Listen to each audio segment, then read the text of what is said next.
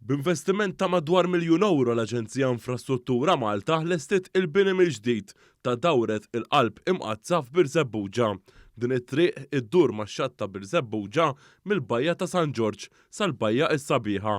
Ix-xogħol fuq it-triq li twila madwar kilometru u 200,000 metru inksiet b'madwar 1600 tunnellata asfalt.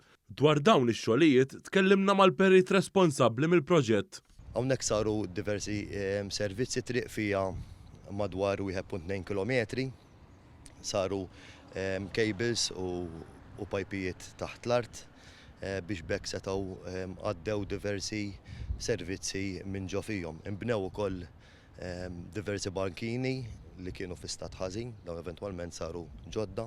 Il-perit qal li partijiet mit-triq kienet dajfa u bdew iċedu u spjegalna x'kien il-proċess qabel setu jsiru s-servizzi u jingħata l-asfalt f'din it-triq. Sibna diversi ħsarat li ġu kawżati mill-ilma u għalhekk inħasset il-ħtieġa li nagħmlu struttura aktar stabbli.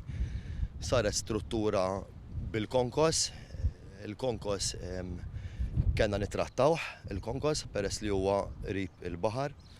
U ġie miżjud b'additives apposta li jittrattaw kemm il-konkos kif ukoll ix-xibka tal-azzar li tkun qed tintuża f'din l-istruttura. It-tiġdid ta' din it-triq kien jinkludi wkoll il-bini ta' sistemi ġodda għall-ilquħ tal-ilma tax-xita ma' triq. Dan sar b'investiment separat ta' €400,000 li sar minn Infrastruttura Malta u mid-Dipartiment tax-Xogħlijiet Pubbliċi sabiex ittaffi d-diffikultajiet tal-arar bil-maltemp. Min Jannar ta' din is-sena, l-Aġenzija Infrastruttura Malta lestiet madwar 40 triq residenzjali f'diversi lokalitajiet madwar pajjiżna u bħalissa ttwettaq il-bini mill-ġdid ta' aktar minn 50 triq residenzjali oħra.